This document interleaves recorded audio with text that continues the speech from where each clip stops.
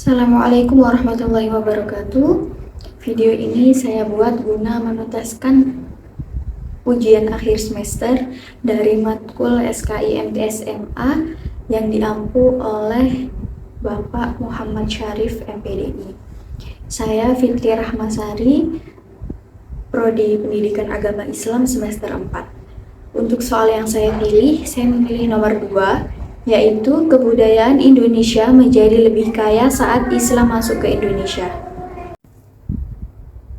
Beberapa gelombang kedatangan Islam ke Indonesia pada saat itu untuk gelombang pertama diduga sejak abad ke-7 Masehi.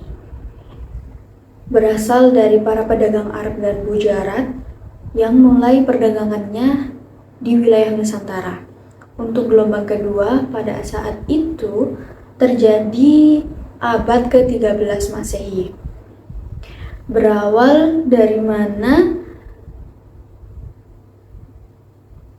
Ketika pasukan dari Kesultanan Malaka yang telah membentuk agama Islam itu menyebar ke wilayah-wilayah di sekitarnya. Gelombang ketiga yang signifikan terjadi pada akhir abad ke-13 Masehi. Ketika para ulama dan pedagang muslim dari Gujarat serta Persia mulai menyebar dan memperkenalkan Islam ke wilayah-wilayah seperti Sumatera, Jawa, dan Kalimantan. Selanjutnya, 5 contoh kebudayaan Indonesia yang dipengaruhi oleh ajaran Islam dan penjelasannya. Yang pertama ada seni arsitektur. Seni arsitektur Indonesia dipengaruhi oleh ajaran Islam dalam pembangunan masjid-masjid yang memiliki desain khas dengan kubah dan menara. Contohnya seperti Masjid Agung Demak di Jawa Tengah. Yang kedua ada sastra dan puisi. Sastra dan puisi Indonesia juga dipengaruhi oleh ajaran Islam, terutama dalam bentuk seperti syair dan kisah-kisah para wali. Contohnya karya dari Hikayat Amir Hamzah. Yang ketiga ada musik dan tari.